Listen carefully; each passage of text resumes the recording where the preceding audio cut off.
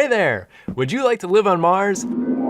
That's a garbage idea. And if you try to go out there right now, you would simultaneously freeze and choke to death. I'm Brendan Mullen, an emerging explorer with National Geographic and an astrobiologist, and I'm here to tell you to wait.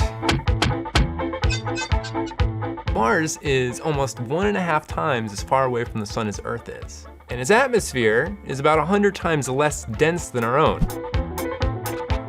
The average surface temperature on Mars is something like minus 81 degrees Fahrenheit. Your breath might turn to snow. But as humans, if we're good at one thing, it's drastically changing our environment. So what if we could make Mars more like Earth? There's an idea that's been around for 100 years or so in science fiction. It's called terraforming. It basically means we want to take whatever planet and turn it into Earth. To think about terraforming, well, imagine Mars is a glass bowl, like this. We want to take this Mars terrarium and thicken up its atmosphere a little bit. There's a couple of options. We could take asteroids and comets and send them hurtling into the Martian atmosphere and have them smash into the polar ice caps. When you throw these asteroids and comets into these poles, they'll cause them to sublimate, turn directly from solid into a gas. Hopefully that will pump enough carbon dioxide gas into the atmosphere.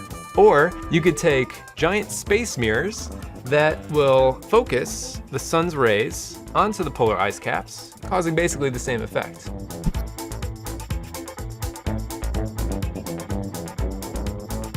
Gotta keep your space mirrors clean.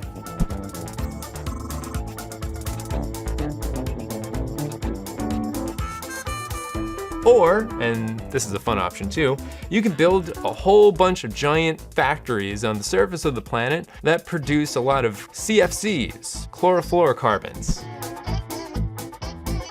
You know, the things that we outlawed in the 80s because of all the hairspray we were using. So now we've got a thicker, warmer atmosphere. So we've got a lid for our Mars jar here. But it's still basically an atmosphere of poison. I wonder if there's anything that will magically turn carbon dioxide into something like oxygen for us to breathe. Plants!